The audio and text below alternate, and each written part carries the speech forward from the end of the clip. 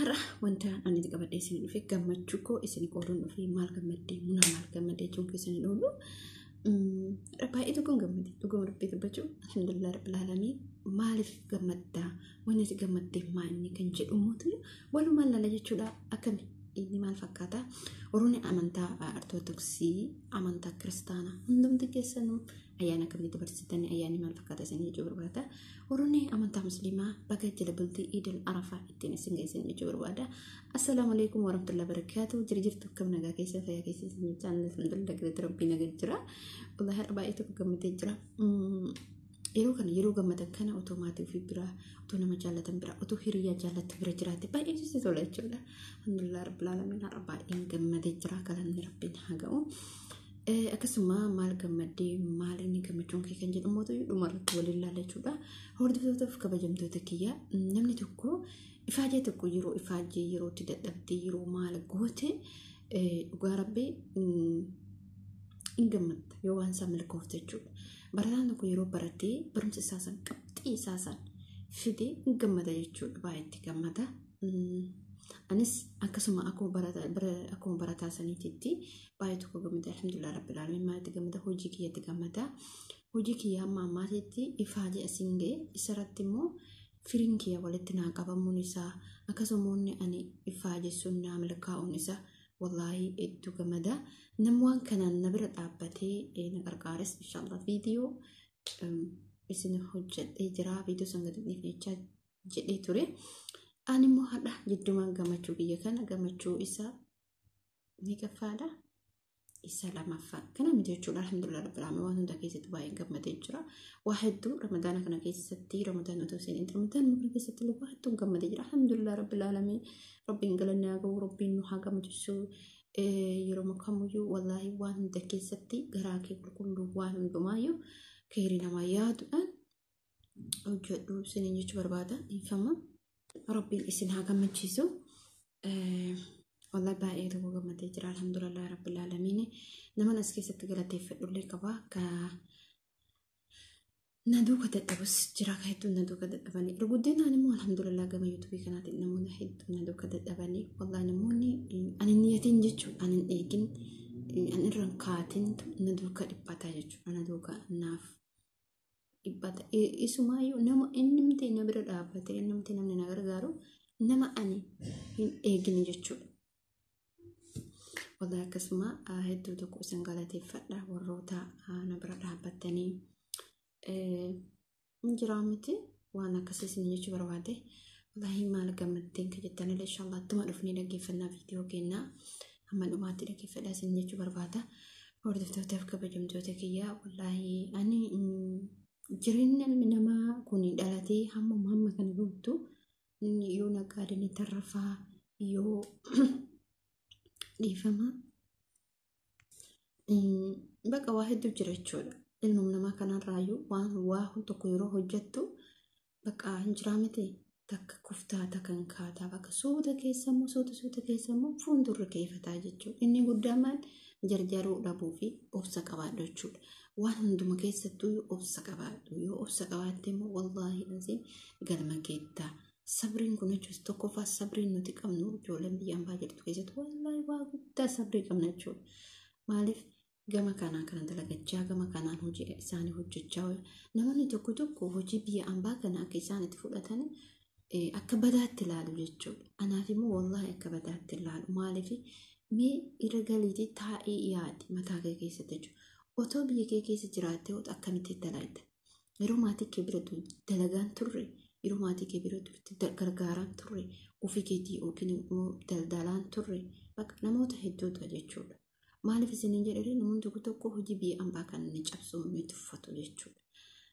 kanaaf hojii biyya ambaallee hin tuffatina dhugaa rabbi garuu kanamatti dhagamu yoo galtee jireenya bultii ijaaraadha kan jettu taate malee hojiin biyya ambaa bakka kamii hojjama jechuudha bakka kamii bakka feeti jiraadhu biyya faranjii jiraadhu biyya arabaa jiraadhu biyya keessa jira bakki kamuu hojiin hojiidha jechuudha garuu isa mana namaa jirtu akkuma fakkeenyaaf ijoolleen keenya mana namaa biyya keessattis ka dalagan jirumti isaanis akkuma nuyi kanatti jiraatan jechuudha na wajjin saba kiyyaa jettee biyya keessattis akka isii ilmoo isiitti silaaltu hin jirtu.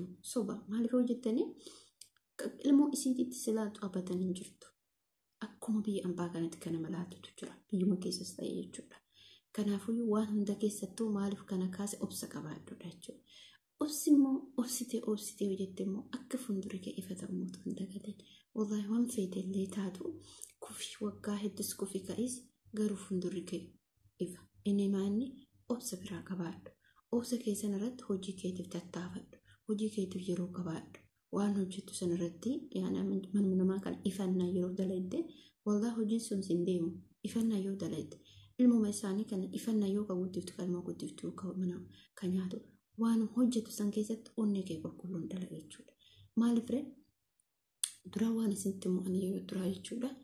Yoo jarri dubartiin bira dalagu na ajajchu garuu dubartiin sun wakkasillee sin cimbitu dhugaa namarra wanta kaa'uun bakka xiqquma ani maali akka fedhe waan of fedhe hojjedhaadha jechuudha. Garuu yeroo isin xiqqishoo isinatti dubbattu hamma kiyya namni aaruun jiru jechuudha. Maaliif hin aara waan hin beeku akka yeroo san jechuudha. Garuu gaafa taa'ee ilaalu gaafa jireenya biyyaatii fi jireenya biyya ambaa kana yeroo dhufe dalaydee waa argattu laatu si keessaa bada. Wanni maaliif nama kanatti aara jettee teettee kophaa kee haasofte yaada kee immoo gara aara sanis keessaa barreessite hojii kee qalbii guutuudhaan dalagaa jechuudha.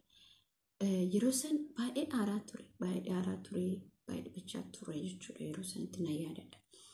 Aara keessa bakka yoo tokkuma isheen dubbattu yeroo sanitti ijoollee natu qabaa mana muluu qabee deebii yeroo sanitti jechuudha. Yeroo isheen ganama baatu galgala galtii sa'aatii kan hojjetu waan ta'eef yeroo sanitti baay'ee maaliif aara yeroo sarree mana muluu anatu qabee deemaa maal godhu waan kana natti himtu waan guddallee miti waan xiqqishuudhaaf sukkaara dhibba nagara jechuudha yeroo san jechuudha. Garuu gaafa taa'ee ilaalee gaafteettee ilaaltee jettutti bakka wanti sun akka sirriin taana hubadhe jechuudha.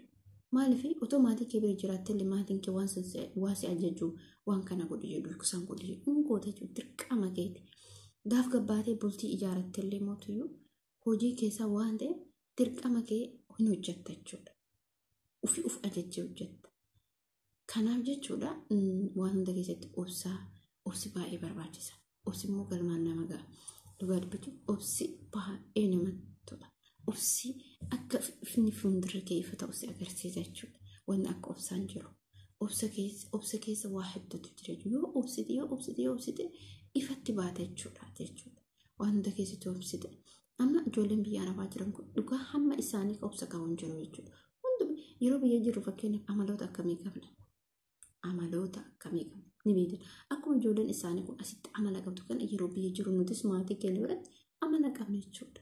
Haa ta'u malee akka ijoollee isaanii kan otoo hin taane amala ni qabna. Kanaafuu waan hunda keessatti obsaaf amala qabaattee amala biyyaatti lafa keettee gara biyya ambaa yeroo dhuftu hin beekte jechuudha. Duraan maatii kee biratti akkam akka turte yeroo biyya ambaa deemtu akkam akka turte hin beekte. Maaliif ofirratti hin beekte jechuudha. Nama mataa kiyyaan ofirratti beeka jechuudha. Biyya keessatti yeroo maatii kee bira jiru akkam akka tureef amma akkamitti amala godhadhe garaagarummaa qabu. Dhibbumaan dhibbattu walitti nafu jechuudha. Amalaan biyyatti qabu amalaan biyya ambaatti qabu. Garuu immoo namni tokko immoo abattan hin callisu. Jarallee abbaa maa fedhe na tuqe taanaan immoo tuyyuu hin callisu. Garuu immoo hin tuqu nama. Anama gisee tokko yoo natti dubbatan bakka maaliif hojii keessan irratti hojjette bakka hin callisu hin dubbadha jechuudha. Garuu keessatti irraa deebi'aa dafee dubbadha irraa deebi'aa jechuudha. Maaliif kuni obsa nama barbaachisa. Biyya ambaa kana keessatti waan hundaa yoo obsitee jettee galma geettaa isin jechuu barbaade obsii galmaan nama ga'a waan akka obsaan jiru rabbiin obsa nuu haa kennu waan hunda keessattuu obsa rabbiin nuu haa kennu isin jechuu barbaada. Yoo obsine inshallah ifa arganna. Yeroo hundumtuu yoo mataan ibsin qabne yoo jarri nuti dubbatan yoo jarri nu ajajan yoo jarri kaan san jedhan yeroo sanii mootiyyuu maal taanare dhiphachaa deeme sammuun keenya inni sirrii jiru sun bakka si dhiphachaa deema sammuun kee gara biraatti si jijjiirama jechuudha. Yaadu keessa galtaa hirriban argattu hojiin hojjettu karaalee adda addaatiin miidhamte jechuudha. Ajajuma namni yookiin wanta akkasii ajajuma yookiin daa'imni tokkos ajajuma yookiin dubartiin yookiin namichi kan jiraamate si ajajanirra sammuu gaafa ati gaafa kana gochuu hin qabdu gonkumaa hojii kee irratti hojjedhu hojii isaan si ajajan kamuu jechuudha yoo ishee jetteen fuula ifaadhaan ati sammuu keessa boqotaa yoo san bakka arabaafannaa qabda yoo san godhusin jedha yoo ishee jettee jechuudha. Asumaan maal inni haramunaa maal gammaddee gammachuun isii maal ni biyyeetan taate ifaajan kee kanaan gammadee wallahi alhamdulillah rabbil alamin kan gammadee jedhe piiniin koonaa deebi'u irratti baay'ee gammadee piiniin keenaa deebi'ee jira alhamdulillah rabbil alamin mucaan nagargaaree piinii kana waan hundaa ofii isaatii waan hundaa baay'een hin jiraamte lafti inni jiru lafa wanta totaali bakka biraa deemee poostaa sanii waraqaa nabbaa piinii sana fuudhuun dhugaa utuu ani wanna kana mootuyyuu ittoo malee dhugaan akkana naa godhii akkas naa godhii hin jenneen jechuudha. Haa galatoomu ulfaadhu jedhaanii viidiyoo kee kana hin argaa baay'ee galateeffadhaa galata guddaa na biraa qabda waan ani oduutti hin beekini naa ta'e jechuudha wallahi nama miskiina maqaa isaa dhamuun barbaadu nama miskiina ani iddoo takka si galateeffadhaa iddoo guddaa si qaba wallahi utuu natti himin ani gaafa awwaalaa meseejiin dhufee ani nama meseejii dhufee sanii ergee sammuu sanii illee iddoo irra ture iddoo irra ture iddoo sanirraa yeroo deebitti bakka hin jiraamte namni lafa dheeraa yeroo deemee dhufu baay'ee tokko dadhabee jira gaafa kaanii dhufee gaafa laalutti erga seemuutu barakan akkana naan jedhee jira ani mootu seenee yeroo xiqqootti bakka wayii seenee tuqee erga seenee immoo deebee sirreessee dhugaa guddaa naa galatoomii galata guddaa naa biraa qabda har'alee taanaan boruulee taanaan ani injisaa kee rabbisii kaa kafalu ani si kafalu immootu nama niyyatiin jechuudha mucaa kana dhugaa dubbachuuf otoo ani niyyatiin namni abdatu tokkoo fi kennaaf nama tokko yoo duraa wajaasa qabaate ni abdatta jechuudha. Ani immoo wallaahi dasin alhamdulillah rabbil alamin otoo nama ani niyyatintu bakka rakkoo keessa na baasa nama ani niyyatintu rakkoo keessa na baasa asin duras yuutuubii kee nama ani niyyatintu nama ani beene nama waan isaan hin beenetu kiroomii kiyya qabee dhugaa rabbii dubbachuuf mucaasaan hedduu sagalatoofadhaa kiroomii kiyya qabee biyya keessa taa'ee daataa fayyadamaa kiroomii kiyyaa isa argatu ture liiviinaa seeraan ture nama galata guddaa na biraa qabu nama miskiina jechuudha. Sababa isaatiin ijoolleen inshallah viidiyoo isin waraaba sababa isaatiin ijoolleen waanaan jettee turte jirti jechuudha. Mucichi immoo baay'ee miskiina ture ijoolleen ni beeytanii nama kiroomii kiyya argatu ture ijoolleen irra guddina ni beeytan jechuudha warra na hordoftanii nama miskiina inshallah viidiyoo isaa hojjedheen ture viidiyoo isaa hojjedhee ture. Wallahi ani guddaa sagalateeffadhaa isaa fi isa ammaa kanallee guddaa sagalateeffadhaa haa ulfaatu haa galatoomu.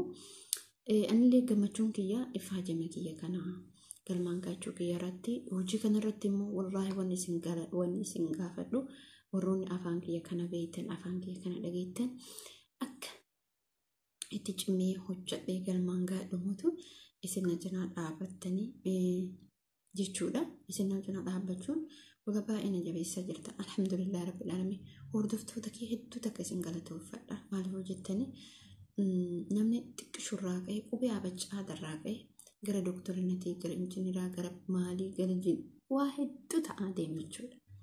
Isarraa qe'ee isa qubee aaraa qe'ee jechuudha. Anis nama akkasii sana lafaa dhufaa jiru jechuudha. Nama qubee abachaa barachaa jiru. Isa kanarraa immoo akka sadarkaa guddaa ta'e waan kana immoo cimee hojjettee galmaatti ga'u du'aa akkanaa gootan barbaada. Maaliif obboloyyaan kiyyaa dhugaa rabbii dubbachuuf wallahi baay'ee tokko ka nama gammachiisudha. Waan ifaajee tokkotti yoo argattu baay'ee si gammachiisa. Kanaafuu yommuu waan isin dhaamu barbaadu warroonni lafaa dhufaa jirtan ka'umsi kee amma ka'aa jirtan ijoollee hedduun argaa jira. Ijoollee hedduun kun lafaa dhufaa jiran garee irratti miidhamaa jiranii sa'aatiin hammaan itti sa'aatii kanarratti waa hedduun ta'e jechuudha. Alhamdulillah rabbil alamin liivii guyyaa ma'anii liiviin yeroo seenu yeroo suuti jiru qofa seenee ni beeka. Achi as abadan liivii seeneen beeku akkuma jedhamu jechuun naa seenaa ture viidiyoo sun gonkumaa lubbumatti ka'e jechuudha. Ifaajee isaa sun immoo viidiyoon isaa sun ka'u baay'ee tokko garaana nyaati bullaahi. Maaliif yaadannoodhaa itti yaadadha garuu viidiyoon isaa sun tokkicha hin jiru baay'ee garan nyaate kanaaf jechuudha obboloota koo maal isiniin jechuun barbaade warroon lafaa dhufaa jirtan please sa'aatii keessan hin guuttattan garuu dursaa wanti godhuu qabdan akkaataa yuutuubii kana beekuun dirqama keessan akkaataa yuutuubii beekuun abduu yeroo hunda viidiyoo irratti deebi'ee hojjeta jechuudha. Yeroo irratti deebi'ee hojjetu eegalee jechuudha. Sababa ijoolleen gaafii gaafatanii. Inni kun maal isinitti fakkaata? yuutuubii abduu dhaabbi jechuudha. Isa qofaa miti. Fakkeenya abduun mobaayilillee wanta kana hojjetaa ture jechuudha. Kanaafiyyuu warroonni lafaa dhufaa jirtan sa'aatiidha sirriidha sa'aatiin nama miidha. Dursaa yuutuubii bantanii yuutuubii yeroo bantanitti ijoollee hedduutu harka hafa jechuudha. Sa'aatii 4G tabsiisuudhaani. Deebi'ee immoo yuutuubii sanarratti viidiyoo adda addaa viidiyoo yuutuubii irraa buuftanii maxxansuu irratti rakkoo guddaa isinirraan ga'a jechuudha. Kana kan godhuu qabdan gonkumaayyuu viidiyoo nama fuutanii yeroo hunda deddeebi'ee dubbata warroonni yuutuubaroonni gurguddoon jechuudha. Akkasuma makoodilee dubbachaa ture jechuudha kan isin barsiisaa ture. Kanaafiyyuu viidiyoo nama maxxansinaa tiktook irraa fuutanii maxxansinaa. TikTok amma introductini ijoolleen TikTok irraa fuudhanii maxxansanii ijoollee hedduun warroonni dura hedduun isaanii isin argaa jirtan ijoollee sun hundi isaanii sababa yuutuubiin sa'aatii 4G gochisuudhaan sa'aatillee namoonni mallaqaan gochisan sa'aatii 4G gochisan jechuudha. Abadan sa'aatii 4G sa'aatii namni anti yookiin yeroo ammaa kanatti maal gochuu qabdaati otoo isinii mijaa'ee laaptooppii bitachuu namoonni itti mijaa'etti namoota keessan beektutti dhaydhe intalli takka Dubaayii keessa jirti nama jabduu turte garuu amala qabdi amala isin qabdi amala faallaa qabdi faallatti isin fudhatti malee intala jabduu turte 4G olii gadi sa'aatii jinni san hin beektu jechuudha. Isin suni sa'aatii hin tabsiisti turti laaptooppii qabdi garuu amala faallaa qabdi amala faallaa isin qabdu san fi malee mucaa jabduu turte mucaan kun mucaa gaarii turte namoonni amma ijoolleen hedduun isaanii sababa sa'aatii 4G guutanii fi of duuba deebi'e sabskiraabii 4G guutuu sa'aatii 4G guutu waan takka sa'aatillee ittiin dhibbatiin sabskiraabillee ittiin dhibbatiin inni ati guutu tokko maaliin isin fakkaata sabskiraabii sa'aatii namni isin jettan kunillee ati jabaattee hojjechuudha jechuudha namatti illee kennin waggaa tokkotti guutuu dandeetta yookiin hin mootiyyuu namoota akkamiin amantu namoonni akkamiin amantan hin jirtu jechuudha ijoollee namoota amantan santi sa'aatii keessan kennatan malee oluma kaatanii garee telegiraamatti irrattis namoota warroota sa'aatii 4G guutanii duuba isin deebisan ifaajee keessa waggaa tokko akkasin godhina maal godhuu qabdan nama keessan beektutti dhiyaattee gaafattee malleen ikkee bakka hundattuu hin baabar ati mallaqa hin baasta sa'ama mucaa tokko akkasuma Dubaayii keessa jirti deebitee sa'aatii guuchistee kaatee gaaf kaan immoo ni taate gaaf kaan shimiddi godheerraa isi qofaa miti jechuudha. Takka jettee mucaan sun mucattii sanarraa nama tabsiisaa ani hin beeku guuttatte kaanii garuu eegaltee jirti na fakkaata. Mucattiin Dubaayii keessa jirtu kun baay'ee yaani 4G olii gadi kan hin beektu nasii yaani amala qabdi malee baay'ee bareeda jechuun barbaade. Akkasuma jiituu irratti illee sababa tiktookii maxxansitee na fakkaata yuutuubiinis duuba deebi'ee sa'aatii gonkumatti irraa kaasa jechuudha.